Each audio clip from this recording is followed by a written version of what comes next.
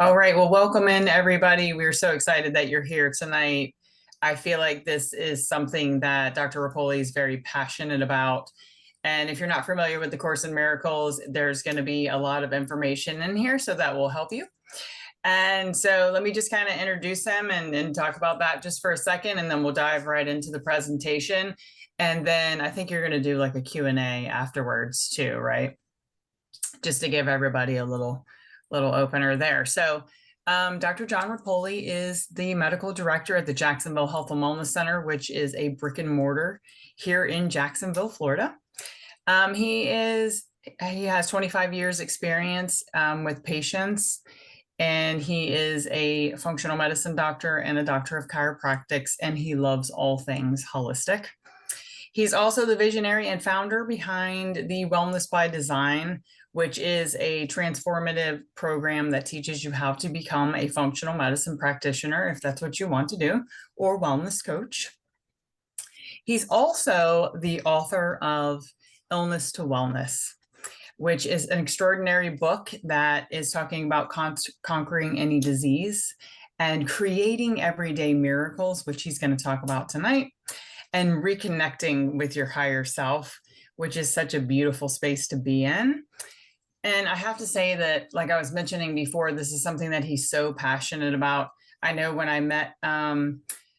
Repole many years ago, he actually gave me this beautiful report on the Course in Miracles, because it has been something that has touched his heart, and he just loves to share it with everyone that he meets. So thanks so much for sharing this with us tonight. And further ado, Dr. Jon Repole. Thank you, Amanda. Hi, everybody. Thank you guys for coming out tonight. Like Amanda said, I'm really excited to present this. This is not something that, we typically would present, right, in kind of more medically oriented center. But, health, in my opinion, is everything, right? It's mind, body, and spirit. And many years ago, I was going through, a rough patch in my life, and I walked into the bookstore, and this book was sitting out somewhere, and I glanced at it and I said, A Course in Miracles. I mean, that's like arrogant in some ways. Like, what does that actually even mean? I picked it up and I was reading through it, and I was like, oh my God, this doesn't even make any sense. Like, it just sounded crazy. It was using Christian language and non-Christian ways. And so I left it there and I went home. And I was scratching my head. I'm like, hold on. Well, what if there's a miracle? Like, what if I can actually produce miracles into my life? And so the next day I went back and I picked it up, and I was trying to read it, desperately trying to read it. And little by little, it started to sink in, some of the truth behind just the words, right? It was pointing, like many of, the great, traditions, religious traditions, right, pointing to these ultimate truths. Sometimes we just have to get, away from some of the blocks that are there.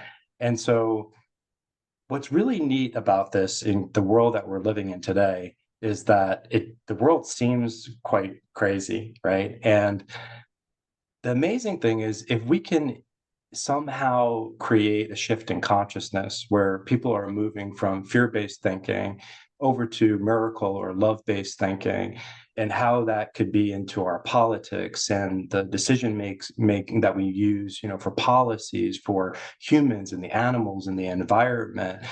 It seems like people are truly lost in some sort of illusion, right, on this hamster wheel, and not really looking at the big picture of how we are all truly interconnected.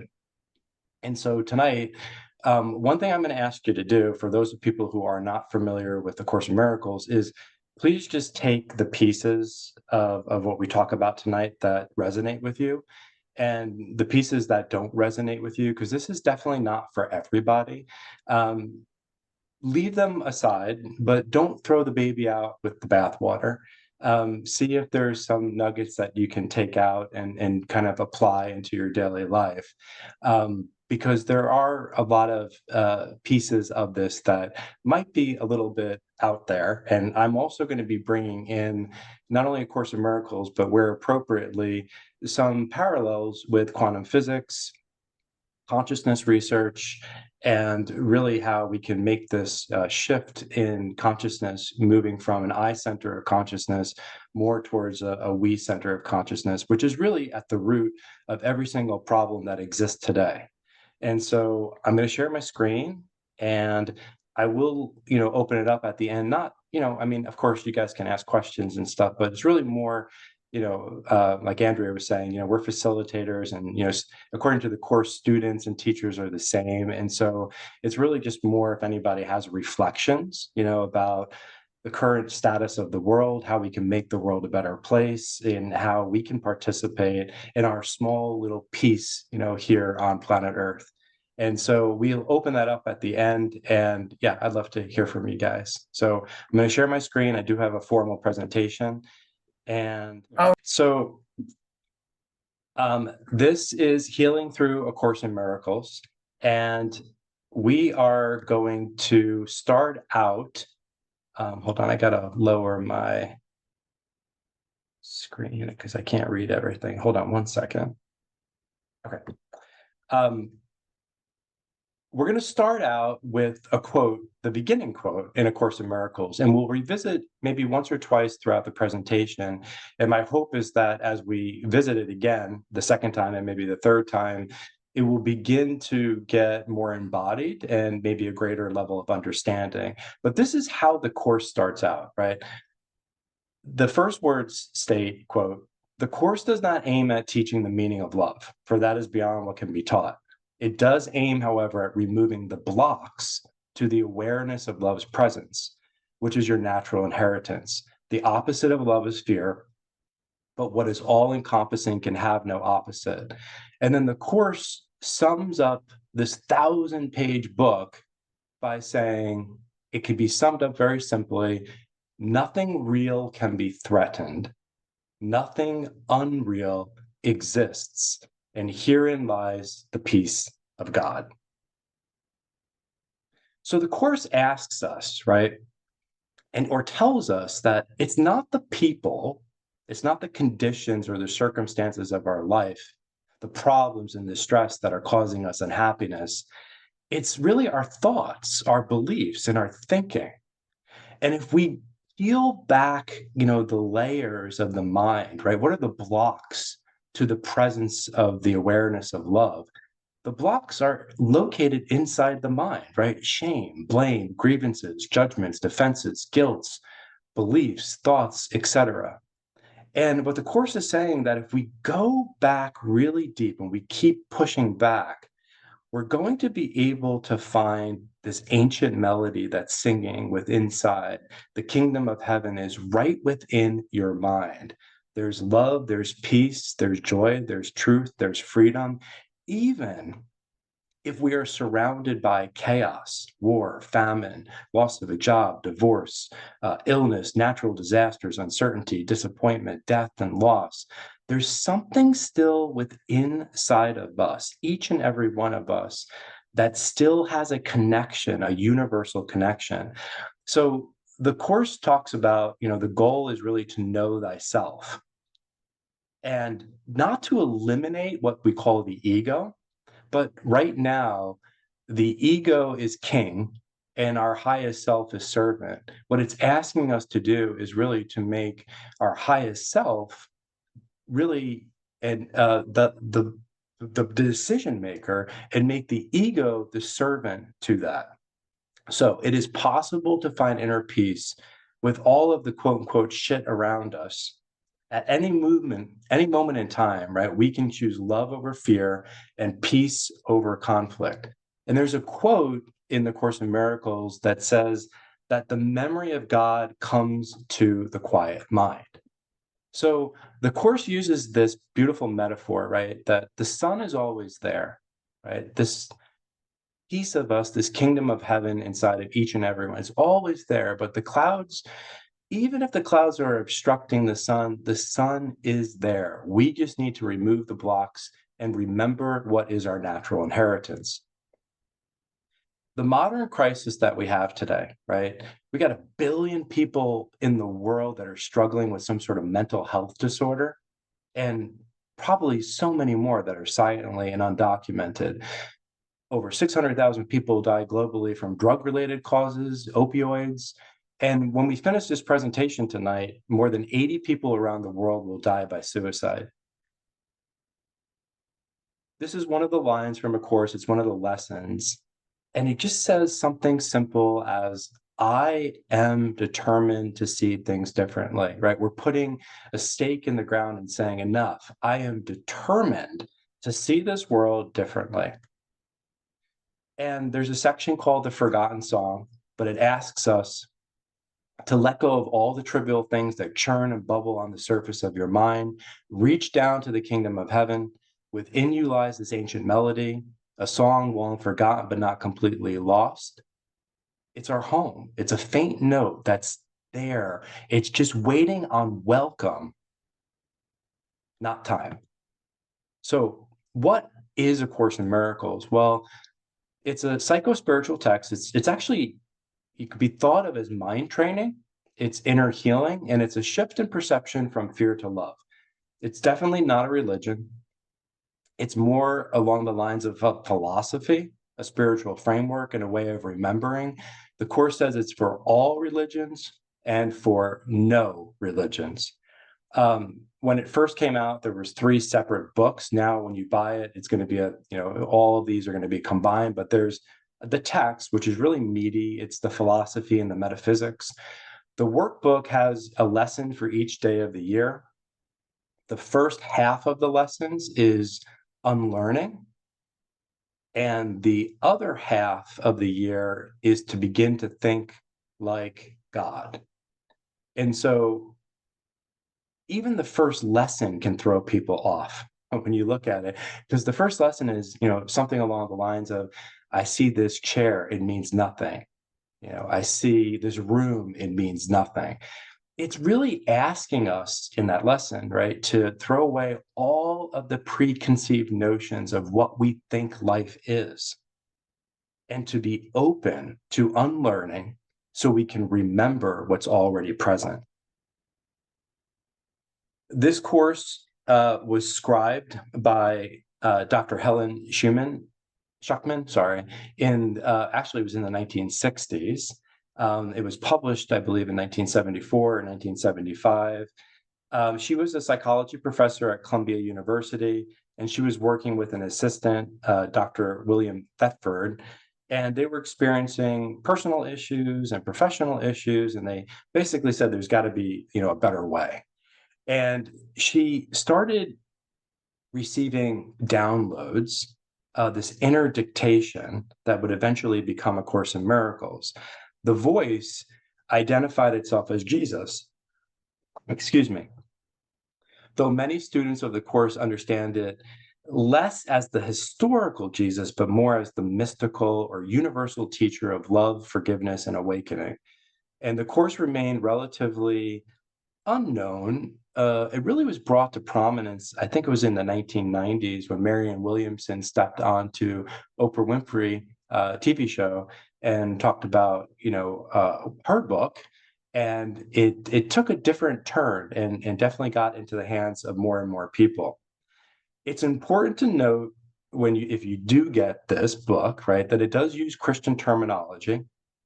It uses a lot of psychological terminology, and it uses a lot of masculine language.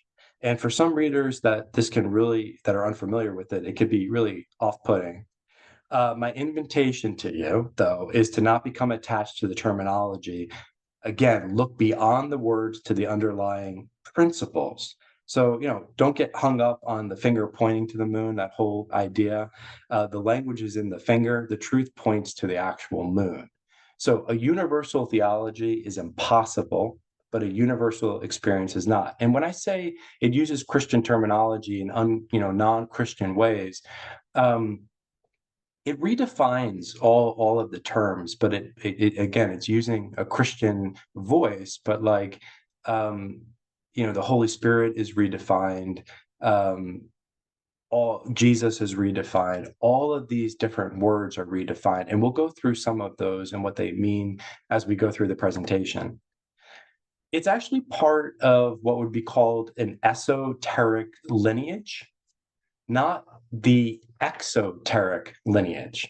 So most people are unaware, but all of the great religions started out with the interior, meaning a prophet, a group of people had an actual transformative experience. And then that experience was taken and something man-made was made out of it, which is basically what we call the exoteric components of all of the religious traditions, right? This is the exterior surface, the doctrines, the rules, regulations, the forms, the rituals, traditions, the laws, the morals, the codes of conduct, the structures, the orders, the churches, all of that stuff, right, is man-made. And you can think of this like, if you think of Christianity, you have Jesus. That's it. No one has a monopoly on Jesus. Christianity doesn't have a monopoly on Jesus. He taught one principle: love your neighbor as you love yourself. That's it, right? When you look at Christianity, the esoteric, components of it would be something like Gnosticism or Christian mysticism. If you look at the Jewish tradition, they had the Kabbalah. If you look at Islam, it was Sufism. You could think of, the great Rumi and his teachings of love and forgiveness. If you look at Buddhism, you can look at the Zen tradition, and Hinduism, Vedanta, and yoga. So all of the great religions first had an esoteric branch that later had built into this, tradition, this exoteric component. And so, the health of any religion, I think, depends on the ability to facilitate these personal transcendent moments to its followers, rather than demanding that they merely believe in the experience of others. Meaning, prior to the exoteric components of all the religion, you could access God directly. With the establishment of exoteric religion, you had to go through the church to experience God, right? And so, Course in Miracles is part of that lineage. There's no rules that you have to follow. It's really just trying to give us a hint into these deeper teachings. And so they call it the perennial philosophy. When you look at all of the esoteric, religions today, and you look at their original components, they all share a commonality. And that commonality has a very specific story. And some of the pieces of it we'll explore here, tonight. So the obvious question, this is a book called The Course in Miracles. What is a miracle? It's really a shift in perception from fear to love. So I like to think of fear as a metaphor for all of the bad things, the unnurturing things, the unconstructive things, the unhealthy things that happen in our mind, whether it's our beliefs, our thoughts, it could also be our behaviors. And love represents all of the things that are nourishing. And so anytime we take a thought, a belief, a behavior, and we move it in the direction to something that's more constructive, in essence, that is a miracle. And so if we look at this picture here, we see a woman who's standing at the checkout line. And after a long, exhausting day, there's a man in front of her at the cashier. He's impatient, he's demanding, he's even rude, looks like he's yelling at her. And it's making everybody else in the line very uncomfortable. The woman immediately begins creating a story. What's wrong with this person? He seems so selfish. He thinks the world revolves around him. And the more she watches, the more she actually becomes irritated. She then notices something, right? If you look in the picture, the man is holding a small card. And as he places it on the counter, she catches a glimpse, and it says, "Hospice visitor pass." And in a few moments, the man begins to tell the cashier, "I'm so sorry, my wife has only a few hours left." Nothing external changes. The man didn't become nicer. The cashier didn't change. The line didn't move faster. Yet, in an instant, her entire experience transformed. The anger vanished. The judgment disappeared, compassion emerged, tears welled up in her eyes. The situation was exactly the same, but she was seeing it through entirely different eyes. This is called ultimate reality, when we can actually look past the circumstances and see the light in another human being, right? It's that whole namaste, right? I see the light in you. And this is a shift in perception. So it doesn't have to be just something physical like we think of with Jesus, healing the sick and, curing the blind and so forth. So we have love on one side and fear on the other. Love expands, heals, unites. And the Course tells us that they are mutually exclusive, right? You can't have a miracle and a grievance. You can have a miracle or a grievance, but you can't have both. So love is to fear as light is to darkness. So if you think of walking into a dark room and you turn the light on, immediately the darkness vanishes. So love is to fear as light is to darkness.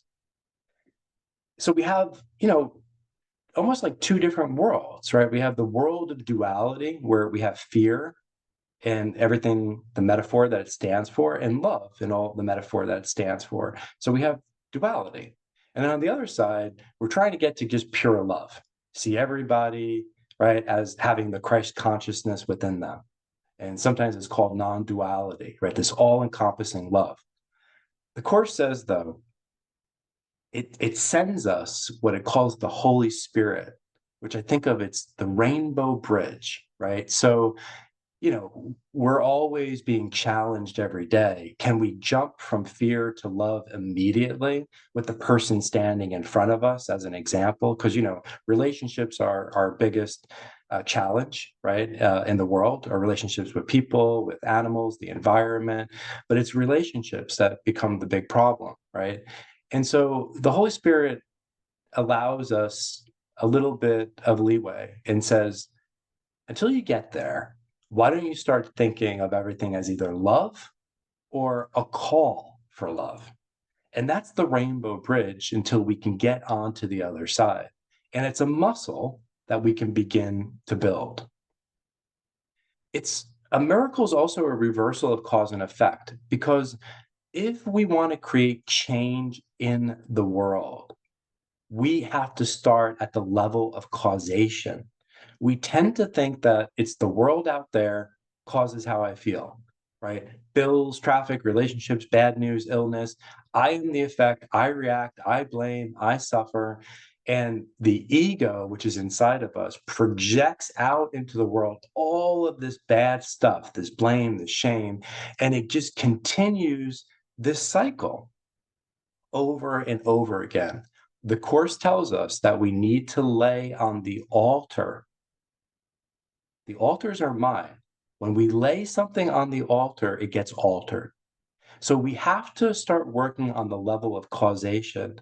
And causation is in the mind. And when we work on the mind, the world begins to change, because that part of us that we talked about that is still connected to love and unity, when you connect to it, it doesn't project like the ego does. It actually extends. And we'll see this in another concept called giving is receiving. So the Course says that there are no idle thoughts. All thinking produces form on some level.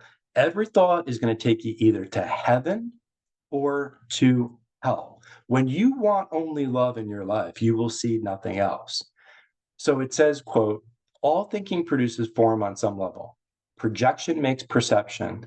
The world you see is what you gave it, nothing more than that. But though it is no more than that, it is not less. As a man thinketh, so does he perceive. Therefore, seek not to change the world, but to choose to change your mind about the world. So the Course says inside of our mind is a wrong-minded way of thinking and a right-minded way of thinking. Wrong-mindedness can also be equated with the ego. Right-mindedness can be equated with self with a capital S. It could be equated with miracle-mindedness. It could be equated with the Holy Spirit, all different ways that the Course talks about it. The ego separates, it creates chaos, and truly, its dictum, if it had one, would be seek and do not find. And the result is constant struggle, suffering. And, if we use the analogy of the ocean, it thinks it's the wave. It has this arrogance that thinks it's the wave. And when we look at right-mindedness or miracle-mindedness, it connects. It sees unity. It sees love. Its dictum is not seek and do not find, but it's seek and find everything. And the result is wholeness and joy. But its identity, because this is really what we're looking to do, right? What A Course in Miracles is change our identity from a body identification to a spirit identification. If you see with the body's eyes, that's the world you will experience. If you see with the eyes of spirit, you will see a different world that's out there. The Course has another concept called the holy instant and atonement. And all of the great religions, right, have this concept of atoning for our sins. But again, the Course, redefines everything. And actually, sin goes back to its original definition of missing the mark. It's not that you're a bad boy or girl and you need to repent for the bad things that you did. The sin is actually just missing the mark. And the beautiful thing about this is that miracles are held in trust. Whenever you are ready to receive it, it is there. And it goes on to this, the discussion in the Course of Miracles about, our mind tends to think, oh no, how could it's going to take forever for this to happen. And the Course, basically goes back and says, no, how long is an instant? That's all it takes. What fear made over years, love can undo in an instant. Karma is dissolved in the present moment, the holy instant. The moment you accept the atonement for yourself. And there's a whole bunch of lessons, in the Course. Like, for instance, the past is over. It cannot touch me. I see only the past. I place the future in the hands of God. This instant is the only time there is. It's really wanting you to reprogram your mind to not allow the past to dictate the present and the future. Time is holistic. Past, present, and future are all together. And you can change the past, you can change the future, you can change everything where? In the present moment. And this is a beautiful concept. The Course says that all you need is willingness. So most people think that they have to purify themselves, take, years and years to get right in their head and to do all of the right things. And the Course says, absolutely not. The metaphor here would be all you have to do is just reach out your hand. You have to willingness. And then God takes the next step and pulls you right back up. You don't need to be purified. That's to confuse your role with God's role. So the Course, a quote from the Course, it says, doesn't ask us to never have fearful or attack thoughts. It asks only that we don't keep them, cherish them, or mistake them for who we are. So we ask for, or we come to the present moment with willingness. We don't have to be purified, and we reach out our hand. And that's part of the miracle, is that we don't have to wait to get everything perfect before asking for the miracle. Big concept in A Course in Miracle is forgiveness. This is synonymous with miracle. And there's different levels of forgiveness. The very first one is, because we've been taught, especially in the Christian religion, that we've done something wrong, right? Sin. We need to first forgive ourselves. We then need to forgive others. The quote there is, we need to take, the journey, the 6 inches from the head to the heart. We then need to have radical understanding. And radical understanding, from a perspective of forgiveness, is that If you can sit for a second and think of somebody you have a grievance with, and you can say, God, if I was born into that body with the same circumstances, with the same upbringing, with the same genetics, with the same experiences, I would have done the same exact thing. That's a radical understanding. You're not condoning anything. This is still along the lines of, that whole notion that, forgiveness is not about condoning behavior, right? And then finally, this other phase or this other part of forgiveness is that sacred saying, right? It's that famous Les Mis quote, right? To love another person is to see the face of God. The Course says that the holiest of all spots on earth is where an ancient hatred has become a present love. There's something called special relationships and holy relationships in A Course in Miracles. And the definition here is that we enter into special relationships with almost everybody. An holy relationship is based on differences, where each one thinks the other has what he has not. They come together, each to complete himself and rob the other. They stay, they think that there is nothing left to steal, and then they move on. And so they wander through a world of strangers, unlike themselves, living with their bodies, perhaps under a common roof that shelters neither, but yet they're worlds apart. The miracle relationship is the holy relationship. It starts from a different premise. Each one has looked within and seen no lack. Accepting his completion, he would extend it by joining with another, whole as himself. He sees no difference between these selves, for differences are only of the body. Therefore, he looks on nothing he would take. And for what is born into a holy relationship will never end. According to A Course in Miracles, all minds are joined. So it only takes one person to heal a relationship. You can heal any relationship, past, present, someone who's past, someone who's here with us right now, because all minds are joined. And this is a powerful quote. When you meet anyone, remember it is a holy encounter. As you see him, you will see yourself. As you treat him, you will treat yourself. As you think of him, you will think of yourself. Never forget this, for in him you will find yourself or lose yourself. Because we are all connected, there's a concept called giving is receiving.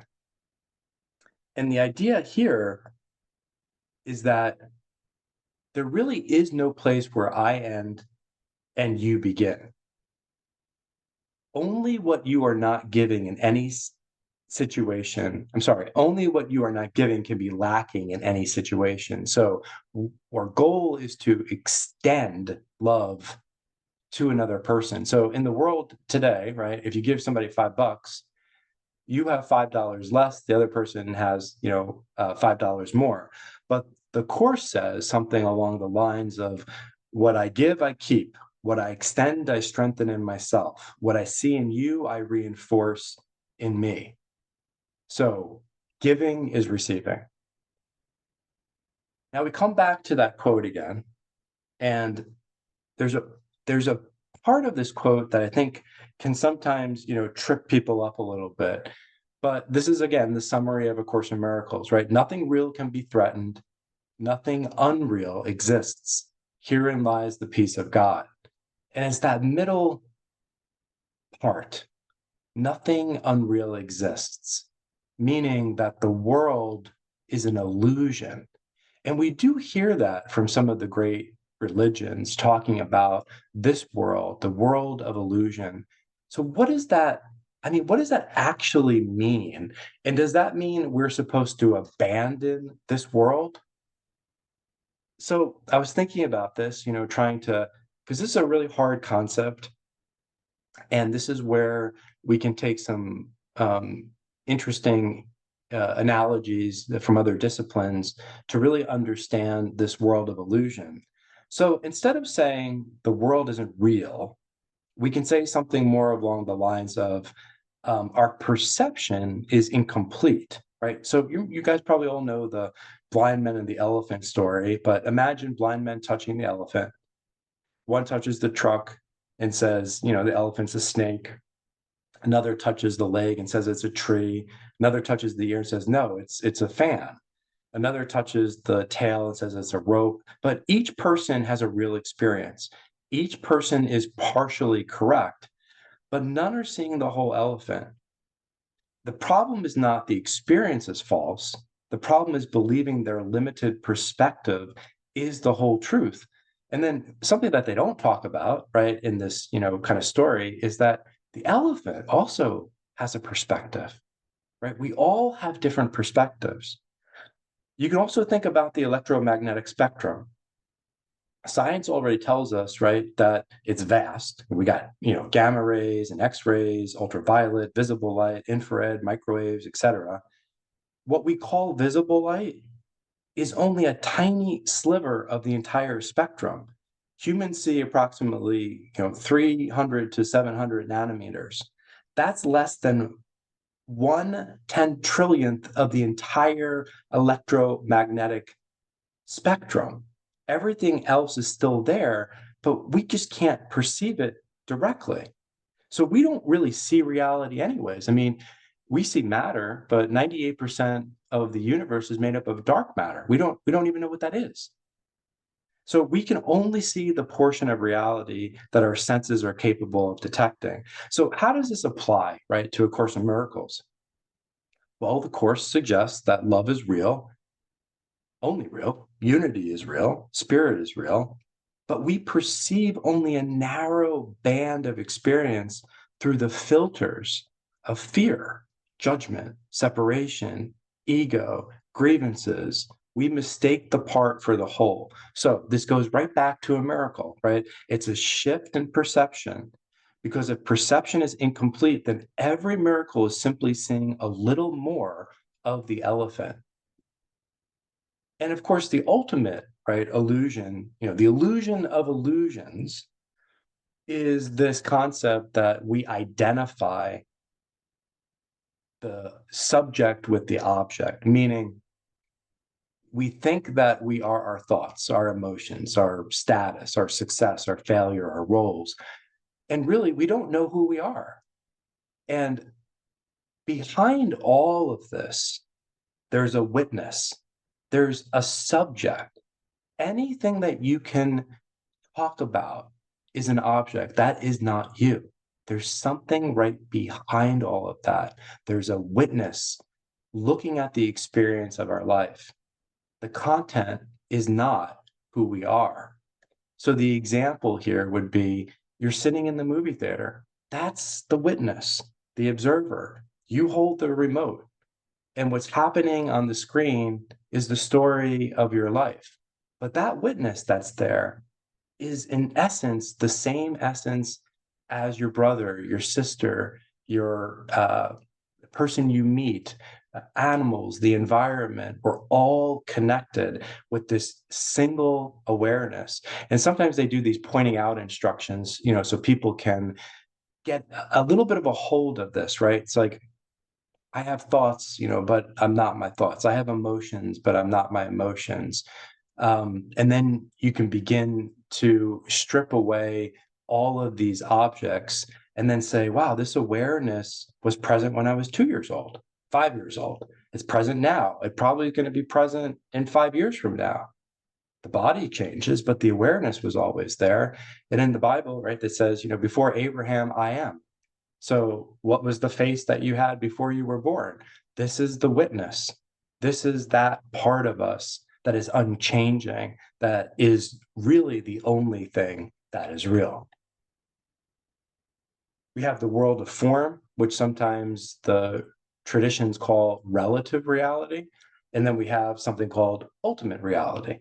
And ultimate reality is waking up to your identity, that witness, that awareness, that pure love, that essence that is in every single one of us. But yet we have to live in the world of form, right? We have to pay our bills and we have to go about doing all the things that we have to do. And if you think about what's happened, right, I bring in here integral meta theory because I think it's so helpful.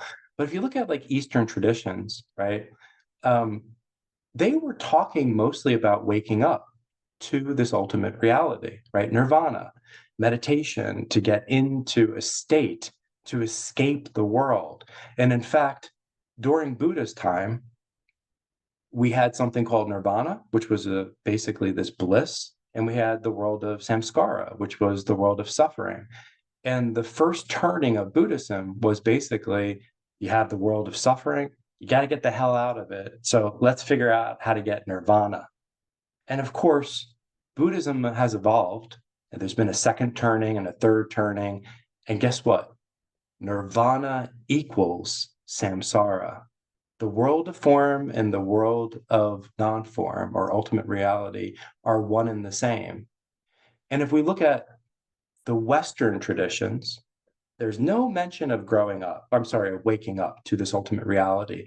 It's all about growing up, right? We have to move from or change our morality and go from, 2-year-old to, 5-year-old and a 7, 8. You can't skip these levels of development. So the whole point here is that they're both right. We need to wake up to our identity, but we also need to grow up. And Jesus said it best, right? We need to be in the world, but not of the world. Another kind of metaphor that the course uses is, if you're having all these problems, think of it as the nightmare. Would you, if a child is having a nightmare, would you go inside the nightmare and participate? And like, okay, oh my God, let's, this is happening and, kind of go along with this nightmare. No, you are asked to wake the person up. You're told to say, listen, your mind is caught up in the world of illusion. You need to wake up to the reality. You need to take control. So we're not asking for people to go into the nightmare. You're literally asking people to wake up and not participate in the nightmare. How many people do we know do this all the time, right? People have issues. They jump right into the nightmare with them and they can spend decades there together, right? When really what that person needs is to be woken up. The Course says that there are no order of difficulties in miracles. One is not harder or bigger than another. When you maintain that there must be an order of difficulty in miracles, all you mean is that there are some things you would withhold from the truth. So then there's no hierarchy. So basically, what that means is that there's no like levels of atonement. You either are forgiven or you're not. I mean, there's not a little small place in heaven that, has a little spot for hell in it, right? It's either you're in heaven or you're in hell. And so all of the illusions are treated equally. You lost your key, you lost your job, not to mean that they don't have different values, but it means that the answer is the same. The moment is asking you to perform a miracle. So the Course says, this is one of the lessons. It says, let me recognize the problem so that it can be solved. The world presents 1,000 forms of suffering. We could talk about that all day long, but yet there's only one problem. And that's the belief that I am separate from love. There is no situation that the solution to one problem cannot resolve. There I discover the answer that was given with the problem. So we see this today, right? We have all these different pieces that exist in the world trying to do good, right? We have sexism and racism and people fighting against all of these, nationalism, religious superiority, speciesism, environmental exploitation, ableism, ageism. And there's no intersectionality at all because they all think they're fighting for something different. And so if we apply the same kind of idea, right, there's no hierarchy of illusions, right, that we can solve the problem at the level of cause. And the level of cause, the root, is the belief that I am separate from love, separate from others, separate from life, separate from animals, separate from everything. And I can use things as my resources, human resources, animals as resources, the earth as a resource. The problem is this disassociation, right? This lack of unity consciousness. And so when we talk about growing up, what does that actually mean? Well, we go through different stages of development. A child is not born, with this whole awareness of love. It's actually pretty egocentric. And as we develop, we go from me to us. We go to ethnocentric, right? This is my religion, my tribe, my country, right? And if there's an us, then there's not us. And those are the people that are not getting into heaven. Those are the people that are not part of our in group. And that's called ethnocentric. And then if we continue to grow, we begin to include all animals. I'm sorry, all humans. That's world centric kind of viewpoint. And then eventually we can, as we're moving up, we can do what's called sentient centric. We expand the moral circle of compassion and love to all sentient beings. We can keep going up, ecocentric to the living system, and then cosmocentric, to the whole. We go from separation to what's called unity consciousness. And K isn't spelled wrong, cosmocentric. K is really representing away from the old notion of cosmocentric with a C, which is just the stuff of the universe. And K represents the fact that this one universal mind, that it's actually living. So as we leave here tonight, right, we're asked to go about our daily life and maybe look at it through a new lens.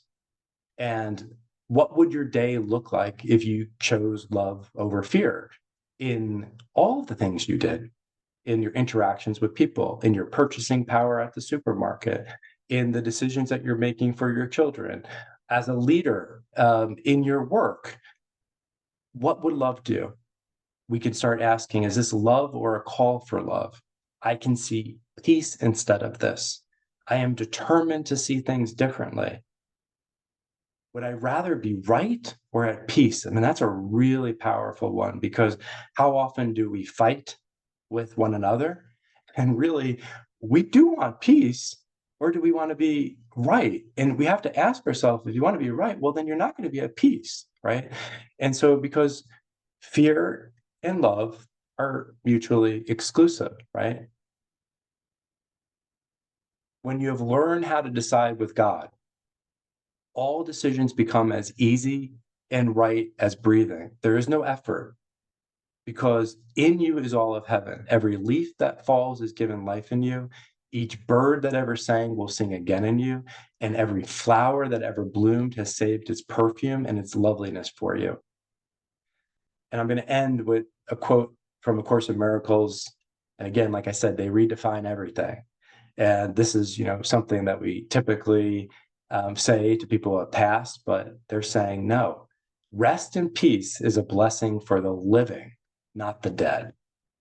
So thank you very much for listening. And I want to hear what you guys have to say. So I'm going to stop and share here. Great. Yes, ma'am. Yep. I guess I love the presentation. The esoteric versus the exoteric was actually kind of spot on for me, because I was cradle Catholic, so was Dan. And we recently switched churches, but I found that there's a lot of guilt with the whole man-made concept of religion. So that was I just really appreciated that teaching right there. So thank you. Yeah, I was afraid to put that slide in, to be honest with you, I'm glad you because did, I think it's we're so indoctrinated to certain belief systems, and people can get very upset, when you talk about something that they own, which is, their religion. And I think, unfortunately, it does some ways cause, religions are amazing. They're amazing, and they cause separation at the same time. So they actually, I think, do both. They create unity and they create separation, because everybody has their way of getting to the divine and heaven, and the other ones are wrong. And so the universal teachings, I think, I wish were stressed more, in the exoteric religions to show that there was different paths on the mountain and they all lead to the same summit. And that would be nice to have that as kind of the part that everybody was together in, right? Because then we're all just on a different path getting to the same destination rather than different mountains, right? Which makes it really, really hard, I think sometimes. So thank you for sharing. It just creates such division. So like I said, it really touched me. So Awesome. there's so much guilt with religion and, oh, I have to go to church, and instead of being able to say, you know what, I can't make it today and it's okay. So anyway, much appreciated. Thank you. Thank you. Awesome. Cracking me up because it's like I think that's the experience of most people when they're because yeah, there's some of the lessons are like they're out there and I do think it's important to have like a little bit of a your own mythology and framework that's wrapped around it so you can kind of like try to figure out where the pieces fall. But she's right on. Like it is funny because I've heard some people describe the course as holographic because you can, like Andrea said, you could pick it up anywhere, and somehow it's 1,000 pages basically saying the same thing that we need to get out of this fear-based mentality and move over to the side of love. And how do we do that? And it's giving all different, I mean, that's kind of reality though, right? Because every minute of every day, we're being asked to be a miracle worker. Not just one time. You don't exercise one time, right? You're in a relationship with somebody, you have a problem. That's an opportunity to be a miracle worker, perform a miracle. And then 5 minutes later, you might have another opportunity to be a miracle worker again. And so the point is to string as many miracles as you can during the day as possible, because it's not like you perform it and then it's done. It's just that can you start noticing when the miracle is needed, when you are in your ego, when you are fear based, and can you notice it quicker and quicker and more loving to yourself to catch yourself to kind of make that shift. And when you don't do it, you could still give yourself a miracle because remember, miracles are held in trust. And so the moment that you ask for that willingness, that past and that karma is already gone again.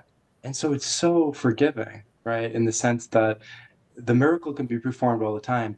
The mistake is thinking that we don't need to build this muscle. We're human beings. And like, we have to build this muscle. This muscle is so atrophied because of the conditioning of the world that we have to, on a regular basis, strengthen this muscle. And so I just love the idea of like thinking that I'm a miracle worker, right? Trying to find opportunities where I'm going wrong, or, not wrong, but like where I could be not showing up as my best version of myself. And I really apply it to everything, people, the environment, animals. We want to change the world. We need to extend that love. There's no exceptions. It's to everything. Right. And so, yeah, you're cracking me up because there's such an experience, I think, with people who do the lessons. There is a point where it's like, and I've caught myself sometimes like I'm maybe reading at night. I'm like, I don't know what the hell I just read, and I'm like, I'm just going to bed. So it's so true. So is that a yes? You're going to teach it? I mean, if people would be interested. Again, it's not would be me teaching it, but just to kind of maybe go through the lessons and try to bring some discernment to them. Yeah, maybe we could try that. That would be fun. That would be. And I like what Virginia, you put in the thing too. If religion would teach this, the world would be a much better place. Absolutely. So yeah, it's just so amazing because it takes that step back and has you stay in that observer seat. It's just such a powerful seat to sit in. And I think that it's forgotten because everybody is living in the illusion on the movie screen instead of stepping back. And what we say all the time is using the 10,000-foot view of seeing things. So definitely, definitely. And I really love one of the things, I love the whole presentation, but one of the things that we teach a lot too is the separation narrative. And I think that it's what's missing, it's the missing component in everything. And once we have bring that awareness to people, I feel like that's the power that will shift this world and beyond. And I have to say that I do a meditation that I absolutely love. And one section in that meditation says, where do you fall from grace today? And it just asks you that for you to sit with it for a few minutes. And it's such a powerful thing because it starts asking the question behind that, like, what would love do? You know, like how would strength live? And I feel like it reminds us just to be able to loop back and ask, you know, what was the miracle and how could I do it next time where I actually see and feel that miracle to share it with someone else. So that's my experience with it. I love that because it reminds me. So for sure. With me too, being of the world but not in the world, because when you look at, it's actually interesting when you look at a lot of the Eastern, and this is not judgment, but Eastern traditions, right, about waking up, finding that ultimate reality of unity, consciousness, and oneness. They're basically, you look at them, their body is destroyed. They're not eating healthy. Their relationships are not healthy. A lot of them were ethnocentric. They were homophobic and racist and sexism, and so that's the whole point, is that you need the growing up and the waking up. They're two separate pathways, and without both of them, you don't have enlightenment. Enlightenment is not going into a cave and finding out the ultimate reality. Because when you come back to the world, if you're going to smack your wife and do something, that doesn't make any sense, right? And so part of it is having that learning of increasing that moral concern, that circle of moral concern, going from egocentric to ethnocentric to world-centric to sentient-centric, because that actually brings you right up to that state experience of that ultimate reality, but you're in the world practicing it, right? And so I think that quote has a profound meaning behind it, because a lot of people that I've seen with the Course and spiritual, I always say to Amanda, we always talking about, like, if the spiritual community, the people who are in touch with love, right? If they didn't think that they had to abandon the world of form, not vote, not do all of the, we would have a different world, right? Because there's this kind of subtle kind of thought process that everything is an illusion, so it doesn't matter. It doesn't matter what I do, right? So we can kind of do escapism. And that's just, that's a pet peeve, because I think there's so many good people in the world that are not participating in politics and all of the things that need to be participated in. We have people who are at levels of consciousness that, they say 60 to 70% of the world's consciousness is at ethnocentric, right? Think about that, right? That means that everybody has their group and then there's the other. That is around 60% of the world's consciousness. And so we have a lot of work to do. And it's the people who are in power are usually those levels of consciousness of ethnocentric. And so we have to change it, where we have to get more and more people at those higher levels participating in the world, but not of the world, right? And so I think it really does carry profound implications. Yeah. It almost just seems like the first step is just the do unto others. Mhm. Back to Mr. Rogers, honestly, all those however many years ago, you just treat everybody like you'd like to be treated, but it's not always easy to do, and then Mhm. grow and develop from there. But maybe I oversimplified in my brain. No, I think that's it. Mhm. I think we make, I mean, that's the clouds is covering that simple message that you just said that Jesus brought to the world too, right? All of that, we make it more difficult than it really has to be. And so the Right. question is it really that simple? I think the Course would answer, yeah, it is that simple. It's I just agree. um, we have to show up and want it. Mhm.